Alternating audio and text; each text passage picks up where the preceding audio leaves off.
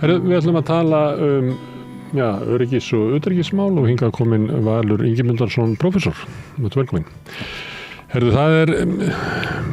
svona breytingar, það víðsjárverður heimur eins og sagt og það mörg að huga. En mér langar að byrja með þér að fara norður, heimskautssvæðið sem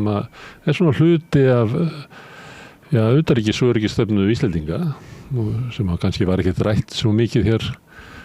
eiginlega bara fyrir Ólafur Ragnar Grímsson setti það á dagskrá. En þú varst að skrifa bók norðurskautið, þessi norðurskautsmál og kannski stöðu Íslands í þeim heimi. Skiptir þetta okkur máli? Má ég spyrja því? Þetta hefur skipt máli í íslensku utanríkisstefnu síðustu ár en þetta kom seint á dagskrá hér í raun og veru sem áhersluatriði og það var ekki í raun og veru einmitt Ólafur Ragnar svona gerði þetta sínu máli í forsetatíð sinni en þetta má eiginlega rekja til tvenns þegar Bandaríkjahher fór hérðan 2006 og síðan sem viðbrögð við hruninu og fyrst var litið og þetta náttúrulega samfara þessu að þá beindist dálítil athygli að norðurslóðum vegna þess þegar Rússar komu fyrir þessum fána á botni pólsinn, norðurpólsinn. Svo að undir ísnum. Já, undir ísnum og sem sagt þetta vakti svona og þá fóru stjórnmálamenn svona vekja athygli á norðurslóðum og líta svo á að þetta var svona til að vekja líka áhuga á Íslandi. Þú veist að Íslendingar hefði ekki mist allt strategist vægið sitt og þetta kæmi dálítið í staðinn. Og það kom svona strax 2007 var þetta svona var byrjað að vekja athygli á þessu og síðan eftir hrunið verður þetta myndi ég segja svona tengist tilraunastarfsemi í utanríkismálum vegna þess að þá alveg í vinstristjórninni 2009-2013 þá þessi Evrópusambandsaðild gerða náttúrulega svona aðalmáli en líka norðurslóðir og þetta fekk norðurslóðir fengu svona ákveðið hlutverk það var mikil efnahagstækifæri þarna mannstöður umræðuna Drekasvæði þarna væri hugsanlega Finnafjörður út af miðleið myndi opnast bara ísinn myndi gefa eftir og þarna þið bara megin flutningar frá Kína og umskipunarhöfn á Íslandi og annað í þeim túr svona umræða kom upp og þetta tengslum við efnahagstækifæri og þetta kom líka, þú veist, þegar allt var á botninu hér að það notuðu stjórnmálamenn sér þetta svona sem dæmi framtíða möguleika en þið þurfti ekki að raun og vera tímasetningi var alltaf dálítið fjarri einfaldlega vegna þess að þetta voru mjög óraunsæjar hugmyndir en það gekk ekkert eftir umskipunarhöfn Finnafjörður, það ekki að gerast í því Drekasvæði, það var hætt því var hætt, en það kom ýmislegt þegar ég að tala tilraunastarfsemi að þá þess að Bandaríkjamenn á þessu tímabili sýndu Íslandi mjög lítinn áhuga og líka brugðust ekkert við í hruninu raun og veru og vildi ekki koma til aðstoðar eins og þau gert til dæmis á Katarsis-tímanum, það var bara beinlínis stefna á tímabili Bandaríkjastjórnar að viðhalda efnahagslegum stöðugleika á Íslandi vegna hernaðarhagsmuna þeirra. Og þá litum við kannski á sem megin svona sitt svæði væri lagi Norður-Atlantshafið. Já. Þeir telja það ekkert á þeim tíma, já. Og þeir voru síðan bara uppteknir af stríðum í Miðausturlöndum og öðru því, svo að þeir eru fjarri í raun og veru og þá kom upp líka þessar hugmyndir að taka upp viðskipti við Kína. Svo Kína kemur inn og það enginn sem ammast við því á þeim tíma og það þessi fríverslunarsamningur sem síðan gerðu við Kína og gjaldeyris skiptasamningur þú veist, svo að það svona og svo hugmyndi var líka svo að Kínverjar gætu komið líka í svona að þessum miðleiði myndi opnast, það myndi opna líka tækifæri frá viðskipti ekki fara ekki Súezskurðinn og það bara yfir Pólinn og þá Ísland þó að það var aldrei almennilega reyndar útskýrt af hverju Ísland, nei þú getur sitt fram í okkur með eigum eitthvað á þess að þú veit hvað heitir. Það var veikleiki í Rauksundafærslu hún hafði komið upp fyrir þessu hugmynd utanríkisráðuneytið hafði gert skýrslur á svona áður en þetta svona norðurslóður og möguleikana þá var þessu svona þessari hugmynd hreyft svo að það ýmislegt í gangi og þetta svona, eins og ég segi, tilraunastarfsemi og eins og við munum eftir að þá eru Vestræríki mjög treg til að koma til aðstofar. En eru Íslendingar þá að leita sér að nýjum vinum með hjá Rússum þá í samvinnu á Norðurslóðaráði eða eitthvað slíku og síðan með Kínverja sem að blandast inn í þetta þótt að sé alltaf erfitt að tengja það við Norðurpólinn, sko? Já, þetta sko... Það er svona búin til nýr póll þarna... Það gerist það, sko. Ég leiti ekki svo á að þetta hefur eitthvað tilraun. Já, Geir Haarde lýsti því yfir opinberlega eftir hrunið. Fyrst, vinur okkar ekki konir tilbúinir til að koma til aðstoðar, verðum við að leita annað eftir vinum. Og það var náttúrulega þetta Rússalán þarna sem kom til áður en Ísland fekk lán frá Alþjóðagjaldeyrissjóðnum. Þegar sú umræða, hún byrjaði því og nei, ég lít svo á að Íslendingar ekkert vilja, þetta var engin svona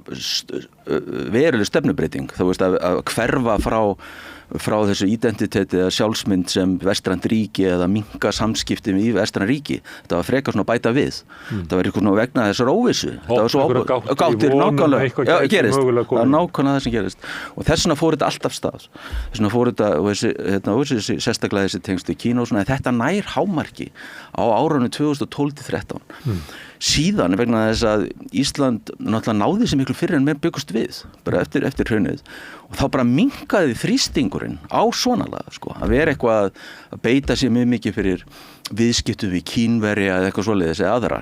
svo að það sem gerist á þessu tímabili að þessi tilraunastarfsemi sem þetta, hún svona það er ekkert verið að hverfa frá þessu opinberlega eitthvað, en það er bara engin áhersla lögð á þetta. Þú teldi þessi norðurslóðastefna sem mörku, fyrsta norðurslóðastefna Íslendinga sem mörku 2011 og það er Össur Skarphéðinsson sem ber ábyrgð henni algjörlega og það gerist mjög lítið eftir á. Eftir síðan. Þessu bara, jú, hún er ennþá í gangi þessi stefna og menn tala norðurslóðir en áhugin er farin. Já, það er aldrei mikið þannig. Og síðan gerist það náttúrulega 2014 sko eftir Úkraínu og Krímska að þá fer áherslan aftur að beinast á Norður-Atlantshafinu. Þú veist, og bara þessi traditional hefðbundna stefna Íslands sem hefði verið mjög bundin því á kaldastríðstímanum, ekki satt, og þessi varnarsæðingu Bandaríkin, NATO og það allt saman. Svo það gerist smám saman án þess þó að sé verið að hverfa frá þessum áherslum sem voru, þú veist, svona hverfa frá stefnunni, hún var ekkert endurnýjuð fyrir 2021, en það var munur á stefnunni þegar hún var endurnýjuð 2021 og 2011. Til dæmis það, þá var byrjað að tala að já, nú þyrftu öryggismál og varnarmál, rússar væri að koma sér upp herstöðum og norðurslóðum og svona og vera að vara dálítið við því en mjög varfærnislegan hátt. Og síðan líka Kína, það ertu nú aðeins að huga betur að Kínverjum og vegna þess og efnahagsstefnu þeirra og viðskiptalega útþenslu. Þetta er svona sagt samt, þú veist, að það er ekki farið, þú veist, það eru svona enn þriði hlutur nýja sér eftir Úkraínu innrásin í Úkraínu 2022, en á þessum tíma þá er svona, þetta er millibils ástand aldrei, menn eru að fara inn í nýja tíma án þess að hverfa frá því sem hefur verið stefninu sem hefur mörku áður, en það sem gerir þetta verkum líka Kína, hvernig viðhorfum breytast mjög gagnvart Kína er náttúrulega Bandaríkjamenn breytað stefnu og taka upp þessa stefnu samkeppni stórvelda og það sem bara Kína er bara helsta samkeppnisland Bandaríkjanna á heimsvísu bara sagt og við nú hverfum frá þessari stefnu þú veist, stríðinu gegn hryðjuverkum öllu svoleiðis, nú bara koma okkur út frá miðausturlöndum einhverju leyti og fókusur á þetta, það er að segja Kína og síðan Rússland, skiptir máli en minna kannski í stóru myndinni, þú veist, en þau eru líka spursmál efnahagslega hagsmuni og þá fer líka umræðan að breytast alltaf Kína líka hér á Íslandi, þú veist, og byrja að vara alltaf meira við þessu og Bandaríkjamenn þrýsta mjög á íslensk stjórnvöld, sérstaklega út af þessari rannsóknarmiðstöð þarna á Kárhóli, þú veist, að gera ekki þetta gæti þjóna einhverjum hernaðarlegum og njósna tilgangi einhverju svoleiðis og þeir vilja ekkert Kína á þessu svæði. Þú minnst á þau upphafi að Kínverjar, já, hvað eru þeir eitthvað, þú veist, að hafa áhuga á þessu svæði og ástæðan er svo að þeir höfðu alltaf haft viðveru, þú veist, á suðurskautinu og svona og stundar rannsóknir á þessu sviði, en þetta er svona, sko, Kínverjar urðu áheyrnaraðilar að Norðurskautsráðinu ásamt fleiri Asíuríkjum og það er þess að 2013 og þetta var svona að sýna þessu þannig sé áhrif og svona en þetta oft það sem sko hefur og sem Bandaríkjamenn líka miskildu held ég og margir þegar að vera að tala samskipti Íslands og Kína þetta allt meira meina sko uppalega að frumkvæði Íslendinga sjálfra og út af þessar ástæður sem ég var nefnaði hérna í upphafi bara út af því að bregðast við ofboðslega erfiðri stöðu í efnahagsmálum og við verum einhvern veginn að þú veist og byggja eitthvað upp þannig sko svo að þannig að norðurskautsstefna íslenskra stjórnvalda var liður í því að opna og leita fleiri vinum, opna gáttir og síðan hefur komið í ljós kannski að koma ekkert mikið út innan það gáttir og einhver leiti byrjað að loka gáttum eins og gáttur Rússlandi og þannig að þessi svona samráðsvettvangur framtíð norðurskautsins það sitt ekki lengur allir við borðið. Rússar kom ekki lengur inn á ráðstöfunar sólarhringsins. Já. Nei, þetta akkurat sem hefur að gerast. Þetta svona, og ég vil lítið svo á að þetta sé ákveðið afturhvarf til kaldastríðsins, loka skeiðs kaldastríðsins. Hvaða máli skiptir Ólafur Ragnar í þessu vegna þess að hann hefur náttúrulega verið með svona sérstaka utanríkisstefnu eða alla sína tíð og það má reykja hann alveg bara svo getur farið yfir á 8. áratuginn þegar hann var inn á þingi og bjóð til alþjóðasamtök þingmannum allan heim sem voru að reyna að búa til svona þriðja pólinn í heimsmálunum og öðru slíku að þetta hefur alltaf verið ríkjandi í honum að við ættum að horfa til Indlands og að við ættum að horfa til Kína og Rússland og fleira en þetta stefna sem að hefur kannski aldrei náð einhverju rótfestu inn í opinberu stefnu íslenskra stjórnvalda en þannig að í sambandi við norðurskauti þá erum við eiginlega með það eru báðir aðilar í þessu, það eru stjórnvöld og svo tekur Ólafur Ragnar svona það frumkvæði að reka eiginlega sína eigin utanríkisstefnu, svolítið í kringum þetta og með svona gamla takta frá Ólafur Ragnar í Grímssyni eldri, yngri frá fyrri árum sem það að Íslandi farnast best á því að ekki binda sig alveg við að vera hluti af vesturvöldunum og vera alveg undir Bandaríkjunum, ekkert að skella neinu hurðu þar, en við framtíðin okkar og tækifærin okkar liggja í samskiptum við vaxandi þjóðir Asíu. Já, þetta tengist, hann tók byrjum á norðurslóðunum, norðurslóðamálum, þá tekur hann þetta upp og þegar hann stofnar hringbóð norðurslóða, náttúrulega algjör frumkvöðull þar, að þá kemur þetta fram, sem þú ert að lýsa, það þess að hann lítur á norðurslóðir með breiðum grundvelli. Þetta sé bara út af loftslagsbreytingum og svona, að þá sé sem sagt, það ekki þetta að líta á þetta í svona þröngu svæðisbundnu samhengi. Það bara líta á þetta mál sem snertir alla í heiminum og hann svona gerir þennan vettvang þannig að... Þú hefur ekki þunga sögu, það svona lítið á þetta því að þetta norðurpóllinn, hann lítur á þetta svolítið sem hvítt blað, það með skrifa nýja sögu á þennan ísarna. Hann ganga dálítið gegn viðhorfum norðurskautsríkjanna með þar á meðal Íslandi og það sem gerist, við leggum mikla áherslu á þetta og svo líkur hann líka mikla áherslu á svona réttindi frumbyggja og eitthvað svoleiðis, grannlendinga og svoleiðis sem eru kannski sem eru bara minnihlutahópar í norðurskautsríkjónu sjálfum eins og svo að þetta dálítið annar tónn og svona og þetta líka leið til að svona segja, kaldastríðinu lokið, við þurfum að vinna saman og eitthvað svona, þetta líka og vill koma í veg fyrir einhverja svona polariseringu, einhvers konar svona tvípóla kerfi, svo hann talar á þessum nótum. Og það kemur alveg fram, þetta svona filosófían á bakvið hringbóð norðurslóða. En íslensk stjórnvöld, þau eru með þetta stefnu þar sem áherslan lögð á forræði í raun og veru norðurskautsríkjanna. Það hefur alltaf verið og enn, á þessu svæði. En íslensk stjórnvöld eru alveg opin fyrir því að utanaðkomandi aðilar koma inn, ég meina það er þetta áheyrnar aðilar norðurskautsráðinu, en þegar kemur að stjórnun, að þá séu það norðurskautsríkin sem séu fórustu og þetta öll norðurskautsríkin eru sammála svo að þessi tvö sjónarmið það ákveðin spenna þarna á milli og að vegna þess að hringbóð norðurslóð ekki bara Ólafur Ragnar þó þetta sé mikið náttúrulega hans pólitísku og persónulegu arfleifð þetta er það og hann er svo dóminerandi í þessu að þá þetta líka hefur þróast í það að vera eitthvað svona dæmi ímyndasköpun og þjóðamörkun fyrir Ísland Íslenskjóðunar eru stolt að því að hafa þessa ráðstefnu hér. Já, það algjörlega þannig og ráðherrar hafa alltaf sótt hana og eitthvað svoleiðis og þeir tala þessin ekkert gegn honum, hann hafa aldrei gert þó að reyndar eftir að Rússar riðust inn í Úkraínu, þá var Þórdís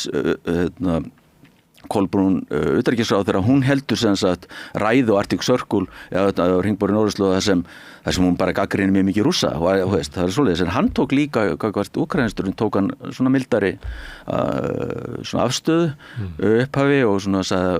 Vestraríkir bæru alltaf óbeimt sagði það, bæru líka ábyrgð og eitthvað svoleiðis sko. Svo þarna, já, ég lít svo á að það sé ákveðin spenna þarna á milli og það hafi líka leitt í þess að þetta að hringborði Norðurslóða var dálítið miskilið erlendis og það komir á fyrstu hugmyndir og viðbrögð við þessu erlendis. Fólk hafi talið að þetta væri raunverulega á vegum íslenskra stjórnvalda. Já, miklu meira, en já, og nákvæmlega og þetta væri bara væri liður bara í stefnu stjórnvalda og þess vegna kom upp allskyns náttúrulega samsæriskenningar líka upp eða þetta væri beintengt þegar þetta var stofnað þá var þetta beintengt því að Íslendingar hefðu gert fríverslunarsamningu í Kína einhver svona fleiri svona dæmi og líka það þetta markmiðið væri það raun og verið að veikja Norðurskautsráðið það væri liður í því að veikja Norðurskautsráðið sérstaklega út af þessum hugmyndum þetta var nú kallað Assembly reyndar, Arctic Circle Assembly sem benti þess að þetta ætti að vera einhver svona alþjóðastofnun og hann svona, Ólafur Ragnar gaf þessu dálítið undir fóti með að segja að þetta gæti haft einhverja með því að stefnu öllum saman þetta gæti haft einhver svona stjórnunar áhrif en ég tel svo að hef ekki verið. Ríkið þyrfti að beygja sig undir samþykktir. Það eru vel engar samþykktir þarna inni. Nei, og hann hefur ekki haldið það myndi takast sko, þetta er ekki þannig vettvangur, þetta er bara svona NGO, þetta er félagssamtök það sem þetta byggt út. En það var svona mér að gefa því svona að þetta hefði svona mikla vikt og hann reyndi náttúrulega að fá og hefur gert alveg frá upphafi að fá þekkt fólk, Holland, Frakklandsforseti kom og svona og svo þetta er svona dálítið blanda af svona elitu sem kemur svona stjórnmála elitu oft og svona og svo líka bara fræðimennum annars vegar Davos Norðursins og svo líka að vekja athygli á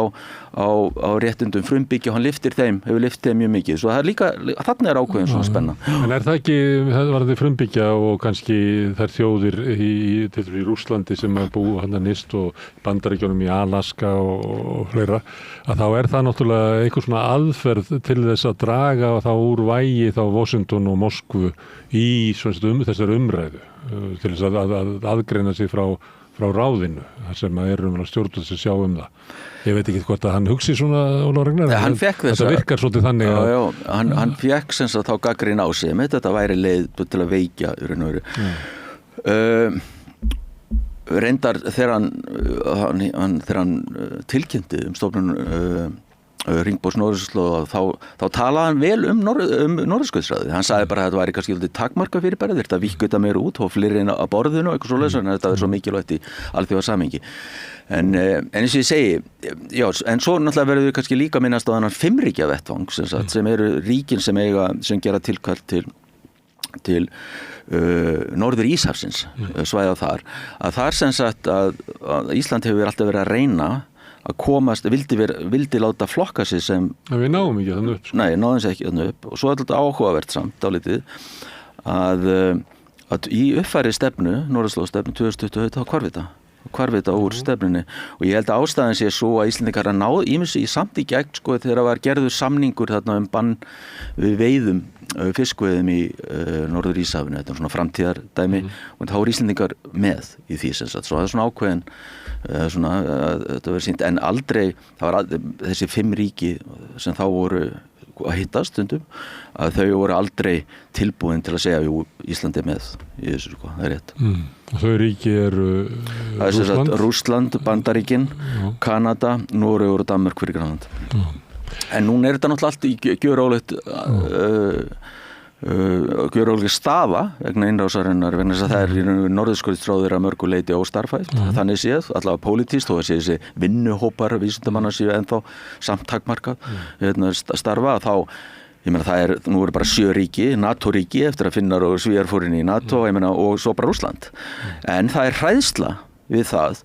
að við raun og veru bara taka skrefið til fulls og einhvern veginn bara viðurkenna að ráðið sé óstarfhæft. Þannig að þá óttast menn og þessi Sjöríkin óttast það að Rússar munu þá bara stofna í annað ráð, fá Kínverja og einhver vinaríki, BRICS-ríki eða eitthvað álíka og inn í það og það tregða þess vegna, menn vilja frekar sjá hvað gerist í framtíðinu. Og erfitt að sjá fyrir sér að Rússa séu ekki þarna inni? En alveg, vegna þess að maður til að breyta gráðuna, það var 50% af öllu svæðinu. En varðandi að við tölum aðeins ráðið hans Ólafs að hvað það, segju nú Ólafur Ragnar potturinn á pannan í þessu, hann eiginlega þriðji bóllinn. Hvað sér þetta fyrir þér að þetta geti lifað og dafnað án hans? Það voðalega erfitt að segja það, einhvern veginn að sjá það fyrir sko. Hann er svo ráðandi, hefur verið frá upphæfi líka bara í sambandi við dagskrána og annað þeim. Þó íslensk stjórnvöld styðji þetta, þá sástuðningur frekar takmarkaður og hann ræði því sem hann vill ráða hana. Það er byggt upp á hans tengslanetti sem er náttúrulega ævintýralega stórt og mikið. Og þú nefndir áðan að menn hefur verið að tengja fríverslunarsamningi við Kína við þetta. Kannski það bara ekkert svo galið sko, vegna þess að hann hafði mikil tengsl yfir til Kína og saman með Indland og svona þegar Íslendingar voru að leita eftir meiri samskipti við þá og að sömuleyti þá hafa menn til þess eins og Össur og svona farið eftir brautum sem að Ólafur Ragnar hefur rutt sko. Já, en samt sko, þessi viðbröð voru stóreikt á þeim tíma og hefðu ekki með þetta bengið samskiptin. En tengdust kannski í gegnum hans persónu. Já, en eðlilega og líka út af því það eru kannski sendaldi misvísandi skilabóð, maður var forseti fyrir til stofnað, svo byrju hvaða áhrif, fólk kannski veit ekki almennilega hver áhrif forseta og utanríkismál eða eitthvað svoleiðis, og ég meina það eðlilegt kannski að það er svona hugmyndir þetta er svona ruglingur hafi komið fram hver ræður stefnunni þarna en það voru fleiri svona dæmi eins og þetta logo eða svona merki þessara hringborðsins, það eru svona sex mann sem haldast í hendur og þá að þetta sex og þá að þetta greinilega hér eru Íslendingar að senda þau skilaboð vilja vera fá aðild að vera partur af þessu fimmríkja samstarfi. Þetta eru svona sem fulltrúar Norður Atlantshafsins eða eitthvað en bara með hinum ríkjunum svo Er það raun af krafa við erum fámenn þjóð en við erum náttúrulega furðulega staðsett á heiminum og kannski geta eitthvað sagt að ég verið að halda fram þessari kröfu við getum kannski fekið eitthvað út úr því einhvern tímann. Já, algjörlega sko, það má alveg færa rök fyrir þessu. Þau rök voru færð að þetta sko, að efnahagslögsagan næri yfir í Grænlandshaf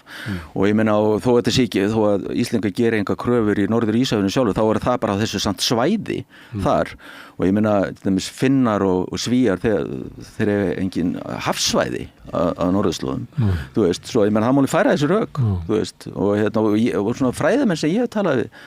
og lögfræðingar líka, þeim finnst sko þetta alveg, þú veist, mæla með þessu. Þú veist, eina sem sko, sem erum við hræddir við er kannski að, þú veist, þetta er bara hugsað Norður Íshafið og kröfuð dálítið þar, sko. Þú veist, þetta er svona, hvernig er að opna það upp, sko, á þessum mæti. En þetta var mikið össurlaði áherslu á þetta. Þessu, það er ekki lengur. Nei. En núna, hver er hvaða máli skiptir norðurslóðir í svona öryggis og utanríkisstefnu Íslendinga í dag? Já, bara í raun og veru vil ég meina að þau skipta miklu minna máli, gerðu sko, vegna þess að nú er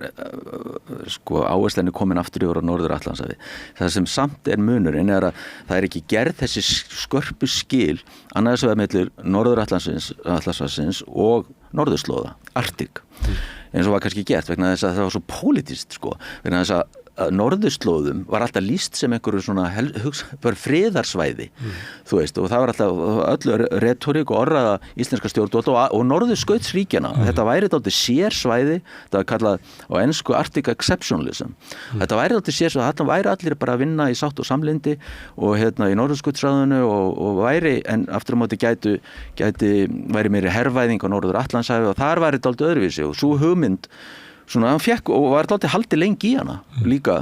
þráttir það sem var að gerast eftir Úkraínu 2014 og svona, þá var ennþá dálítið haldið þess að menn vildi ekki og menn vilji ekki og sjá ekki að vera einhver meira áttar hernaðar átök á norðurslóðum, sko, sjá það ekki fyrir. En Það sem hefur dálítið breyst að það byrjaði að líta á þetta svæði svona sem eitt meira. Þú veist, ekki, út af því ég meina svona hugmyndur Arctic Exceptional sem eiga ekki við eins og staðan í dag. Þú veist, þetta En gæti ykkur ógn komið frá því hvernig Rússar skilgreina sína stöðu á þessu svæði, eitthvað slíkt, sérðu það fyrir þér að við þurfum einhvern veginn að hafa í huga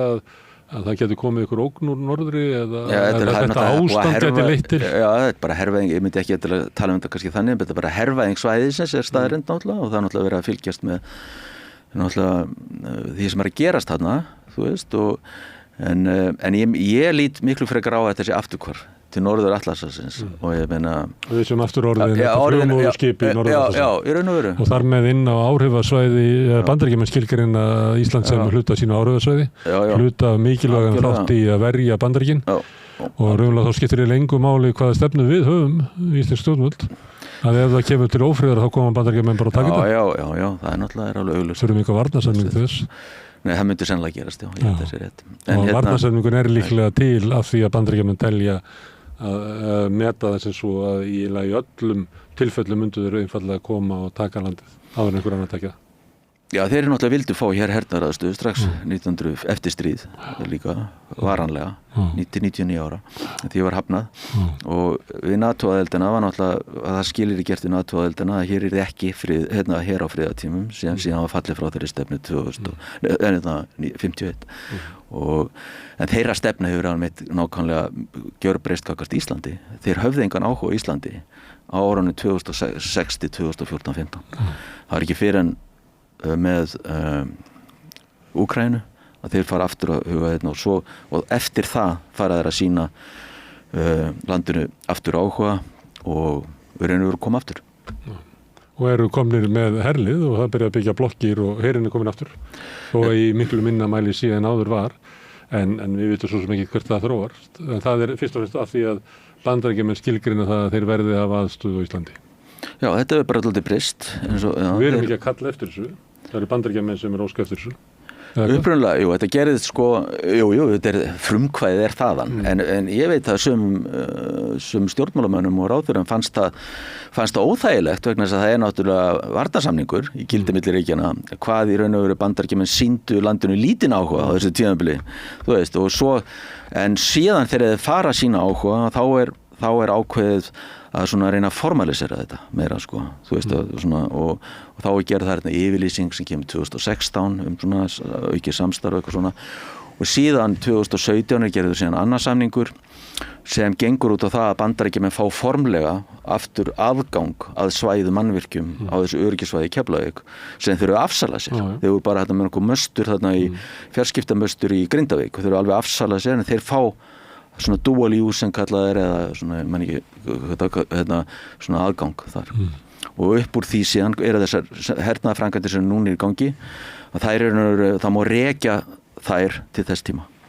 Og þetta er fyrst og fremst af því að það er komin ógn frá Rússlandi að mati Bandaríkjamanna? Já, og NATO, þú veist, þetta er aðeins en sent þetta mjög bandarist, það er líka NATO og greiðir sem ráðandi algjörlega. Og það er fyrst út af átökunum í Úkraínu og þá vaxandi skilgreiningar á því að ógn Rússlands gagnvart eiginlega öllum NATO-ríkjum. Já. Sérstaklega þeim sem að liggja að það er þetta samhengi sem þetta byrjar og til þess að mæta því að þá getum við það er mikil hernaðaruppbygging í allri Evrópu og við getum reiknað með því að hernaðaruppbyggingu hér nema íslensk stjórnvöld rís upp og hafni því en hingað til hafa íslensk stjórnvöld tekið því bara öllu fagnandi bæði út frá sínum örygissjónarmiðum líta svo á að dýbrað sem við erum inn í NATO varnarkerfi NATO því öruggar eru við er líklega afstaða stjórnvalda en svo hafa menn Íslendingar náttúrulega alltaf hort til þess að gott að fá peningi líka. Ok, en þess vegna er eiginlega engin, þú veist, maður heyrir ekki nein svona efasemdir, ekki á stjórnvöldum, ekki á þinginu eða hvergi. Þess vegna er allir svona hissa þarna á mánudaginn þegar það var fréttir þetta og þú varst að kalla til í Sirlið til þess að ræða þetta því að það voru allir svo hissa að væri bara að vera að byggja blokki fyrir hermenn.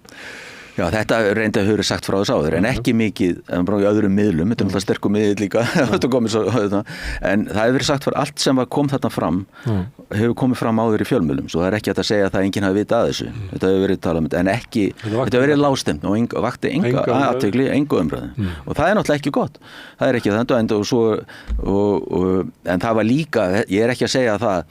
að þú segir sko það hefur verið engin mótstaða við neinu, það var smá mótstaða og hérna svo þetta hefur svona gengið hægar en sko þú veist þetta var mótstaða en síðan eftir Úkraínu og innrás Rússa í Úkraínu að þá fyrir þetta alltaf fullan gang sko. Þá er engin mótstaða. Vilji Bandaríkjamanna og NATO til þess að byggja þarna upp var komin áður en innrásin í Úkraínu kemur. Og á hverju byggir það? Er það bara meðvaxandi ók hvort Rússland? Svona bara fyrirbyggjandi. Já, þetta er hugsað þannig. En það var ekkert svona, það var ekkert þannig eins og það var bara í það að gera strax sko. Þú veist, það var ekki svoleiðis. En þetta er svona ákvarðanir sem að við getum reiknað með að verði viðvarandi næstu áratugina? Já. Og forsetaskipti í Bandaríkjunum mun ekki breyta þessu? Nei, það er svona áhugaverða með þetta að Trump kemur aftur sko og hann er náttúrulega með samt alltaf aðrar áherslur oft og talar stundum það að hann vil ekki stríð og eitthvað annað þendur en þetta er náttúrulega allt sem fór í gang eftir Krímskagan er meira að gerist á í hans forsetati fyrir. Svo þetta er hans stefna sem verður að framfylgja. En stundum í orði talar hann næstu eins og hann sé að fara að draga sig úr NATO? Já, hann hefur náttúrulega hann hefur svona íað í opinberlega og sagt að víst í einkasamtölu einhverja en það er náttúrulega rosalega stórt kerfi hérna líka í Bandaríkjunum sem er á móti því sko og líka hann voru að vera að líta á þingið, þetta er náttúrulega bara stofnun sko, ég meina þess að voru líka öldungadeildin það verður mikið mál fyrir hann formlega að segja Bandaríkjunum NATO. Það er svo mikil stuðningur innan þess. En hann getur dregið lappirnar þannig að svona... Hann getur gert bara, hann vill bara með því að gefa út tilskipanir og annað slíkt, það er bara að þeir ekki að, þú veist, það gerir ekki neitt. Það er bara, það er þetta. Og kannski er það stefna hans að gera eitthvað slíkt til þess að neyða Evrópu, til þess að auka fjárveitingar sínar til hernaðaruppbyggingu hann hefur sagt það þannig að með einhverju svona aðferðu þá gæti hann haft þau áhrif það verður bara maður veit ekki hvað gerist en hann hefur alveg hann vil mæta mótstöðu svona innan Bandaríkjanna og bandaríska stjórnkerfisins og þingi við öllum svona hugmyndum sko en það er náttúrulega, þetta er ekki til fyrsta sinn sem kemur þessi hugmyndum að deila byrðunum, burden sharing, þetta kom strax á 7. áratugnum og að kemur hana heilmikil umræða á 8. áratugnum líka svona burden sharing að Evrópuríki sé ekki gera nóg, svo tekur hann þetta bara upp sjálfur sko, alveg mikið sko fyrir kjörtímabilinu. En það er svolítið öðruvísi núna út af stríðinu í Úkraínu að þá er svona meiri þungi. Já, meiri þungi af því að það er eiginlega öll ríkin í Evrópu eru eiginlega með stefnum að auka framlögin og þannig að ef að Bandaríkjamenn myndu svo einhver leyti draga sér tilbaka þá er eiginlega spáð því að þá munu Evrópuríkin bara vita svo á að þau þurfi að auka það enn frekar. Já, það er akkurat sem og þá er að spurning hvort þau séu tilbúin til þess og hvers konar áhrif, pólitísk áhrif innanlands í þessum ríkjum. Það hafa stóra auka fjárframlög til hermála. Það flytja svo mikið fé til hermála þá úr öðrum kerfum. Uppbyggingin hér er hún algjörlega tengd segjum sem svo, nú er ég að beðja að spekulera sko. Segjum að Trump vilji draga lappirnar í Evrópu. Er Keflavík og Ísland tengt því eða líta Bandaríkjamenn á Ísland sem eitthvað svona sérfyrirbrigði að það er jafnvel möguleiki á því að þeir myndu draga sig eitthvað leyti tilbaka og láta Evrópumenn bara eiga við þetta Úkraínu vandamál en þeim munum aldrei sleppa Íslandi sko. Já, þetta er góð spurning og ég er þeirra skoðanar að í raun og veru þessi umræðum að hækka útgjöldin til hermála sko eigi ekki við Ísland með sama hættu og önnur ríki og Bandaríkjamenn hafa aldrei þrýst á Íslandi þeim sem að stofna her eða verja fjármunum beint í hermál þú veist, allar þessar hernaðarframkvæmdir sem hér þó að þú veist, þetta er NATO og Bandaríkjamenn sem greiða fyrir þetta þú veist eitthvað svolítið sko og ástæðan er bara einfaldlega svo að eins og var sagt þegar vinstristjórnin 71-74 ætlaði að reka herinn úr landi og þá náttúrulega vildu Bandaríkjamenn það ekki. Þú veist, þú reynda að berjast gegn því og þeir sögðu bara að þetta er dýrasta fasteignin á Norður-Atlantshafi. Og náttúrulega með því að veita þessa aðstöðu hér og þú talar það að það engin mótstaða almennilega við þetta, ég meina það virðist vera bara, þú veist, flestir flokkar verið að styðja þetta, allavega ekki á móti þessu. Að þá, allavega þannig, að sem á þingi og að þá verður ég til að það skipti bara meira máli að fá hér aðstöðu, þú veist, og sem í sátt þá við íslensk stjórnvöld. Að það skipti þá miklu meira máli heldur en að neyða Íslendinga til að eyða einhverjum peningum svona beinum hætti. Það er mín skoðun. Að þeir muni ekki þrýsta þannig á Íslendinga. Svo að því leyti eru við dálítið svona ennþá, dálítið sér. Já, sér og öðruvísi afstöða. Þeir gætu breytt stefnu til auðgangað Evrópu, en þetta jafnvel verið lítið að Ísland væri mikilvægara. Og þegar þeir eru að tala um Ísland, þá eru þeir ekki að tala um okkur, Íslendinga, þeir eru bara að tala um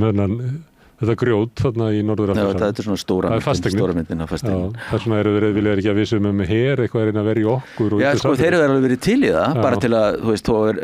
þó að sé bara kannski tákrænu tilgangi, en bara til að sýna og líka til að þeir voru náttúrulega stundu krítiskir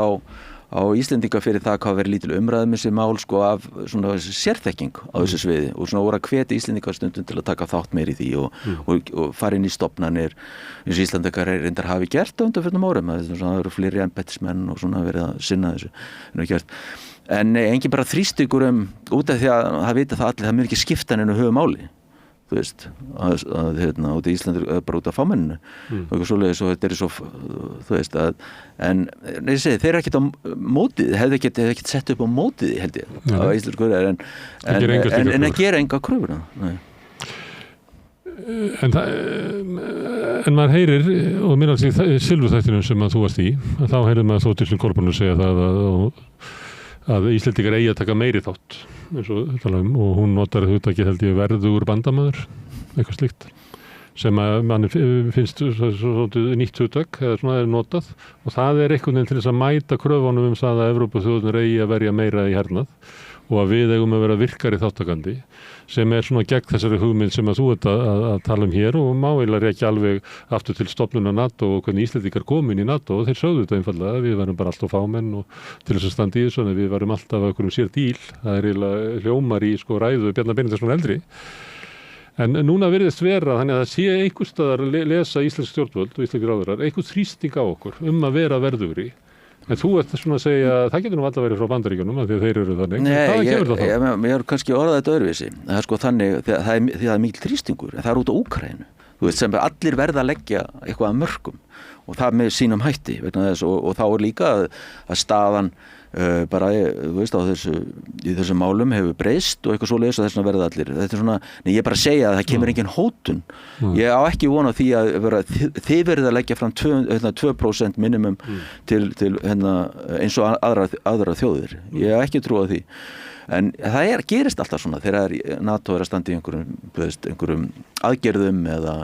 tekur eitthvað upp, þá er þrýstingur, til dæmis það, eftir að Bandaríkjamenn eftir að kaldastríðinu lauk og Ísland misti voru mikið svona hernaðarmikilvægi sitt að þá kom þrýstingur á íslensk stjórnvöldum það gera eitthvað samt á vettvangi bandalagsins til þess með að senda friðargæsluliða þá kom öll þessi umræðum þú veist að fyrst var þetta borgaraleg störf og allt þegar voru konur búin að taka sér hlutverk í Kabúl taka sér að þá var þetta orðið svona munur í milli þess svona hernaðarlega og borgaralega það er svona urðu fyrir árásum og þá náttúrulega eftir það dróðu því en þetta var svona dæmi um það já þið verið að gera samt eitthvað þið verið samt að taka þátt fyrst í bandalaginu verið að gera þátt svo það kemur ekkert óvart á þessi þrýstingur hún er örugglega miklu þrýstingi þú veist að taka þátt í einhverju að leggja peningi hitt og þetta sko en ég bara tala um þetta sem varst að minna sérstaklega að þessi krafa 2% ég á ekki von á því hann kemur óvart ef hún myndi koma sérstaklega vegna Íslendingar eru að láta landsvæði og mikið af hendi, þú veist, fyrir bandalagið og Bandaríkin á saman tíma. Telur þú að staðan í heiminum sé þannig að þurfi að, endurskoða öryggisstefnu okkar? að þetta sé kalli á svona til dæmis hver staða okkar í NATO og hvert hlutverk okkar í NATO og Já, það hefur verið að tala um það ég ekki alveg ekki til að þú ekki úr NATO Nei, ég bara segja og þá umfram það sem að auðvitað þarf að endurskoða öryggisstöðuna bara reglulega en hvort það sé eitthvað í þessari stöðu í heiminu núna sem að kalli sérstaklega á það að við svona hugsum okkar gang hvert hlutverk okkar Mér finnst það bara alltaf að gera það í raun og veru og sérstaklega núna eins og bara eins og staðan þú veist bara það alveg rétt hafi mjög mikið breyst frá 2022 en aftur á móti sko stefnan nokkuð skýr sko þú veist bara þessi varnarsamningur í gangi og Bandaríkjamenn eru komnir að miklu leyti aftur og Ísland í NATO þú veist síðan má tala það verið að tala sérstaklega varnarstefnu þá þarf að svara því hvert hlutverk okkar í NATO af því að þú vísar til og ég var að vísa til Bjarni Benediktsson eldri sem eru svona tiltekna stöðu innan NATO en það nú komið svona spurningamerki við það og komið tillaga að við höfum að skoða aðra stöðu sem væri að vera verðugur bandamaður sem svolítið opið, maður veit ekki alveg og ég ekki að ætla þeim að fara eitthvað langt en maður áttar sig ekki alveg á því hvað felst í þessu Ég veit ekki heldur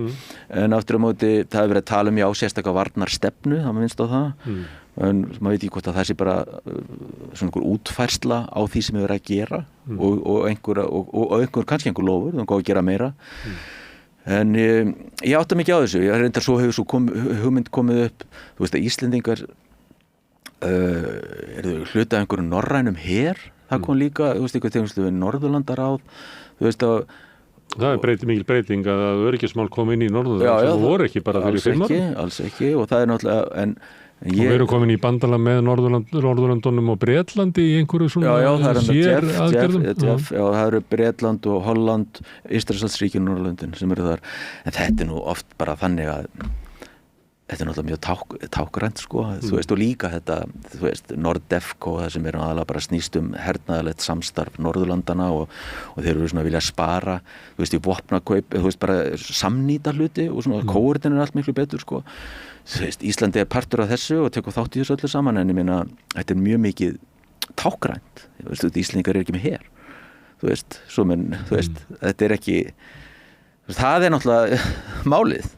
að meðan Ísland hefur ekkert her að þá verður Ísland alltaf í þessari stöðu sem kom upp við upphafi að vera herlaust ríki í hernaðarbandalagi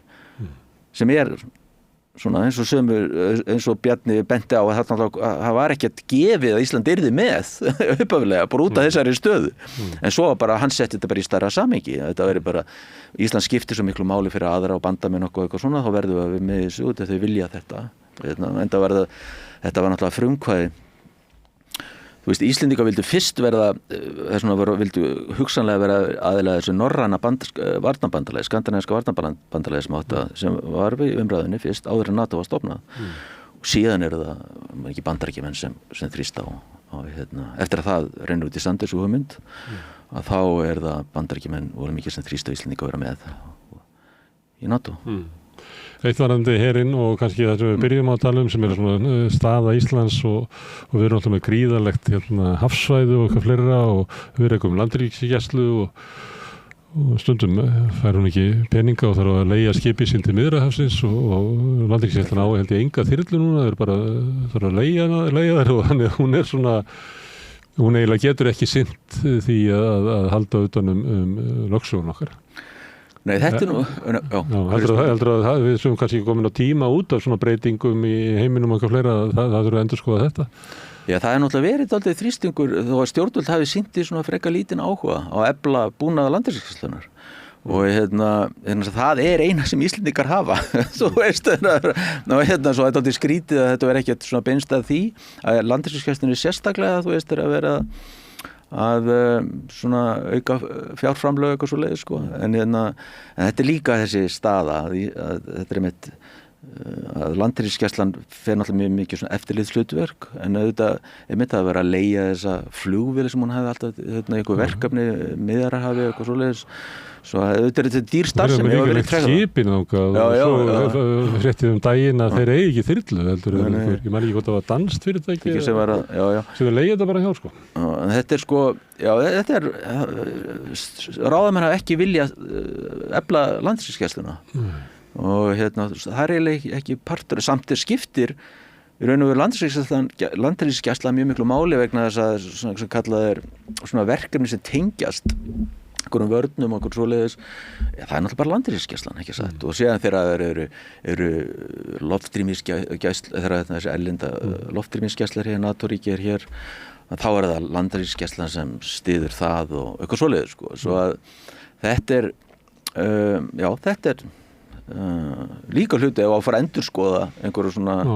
þessi mál og þá er það náttúrulega augljóst og beina athygli að þessu. Og verið þér eitthvað svona misvægi á sama tíma og verið að auka útlum og þá er eiginlega sem ætti að vera kannski fyrsta stoppið. Herðu, Valur, gaman að fá þig hingað að ræða varnar- og öryggismál sem að ég hef einhvern veginn grunum að verði meira á dagskrá núna næstu árin heldur en var áður. Heldur það ekki? Jú, ég held að það er engin margt skrítið í heiminum að gerast. Já, það þarf að taka,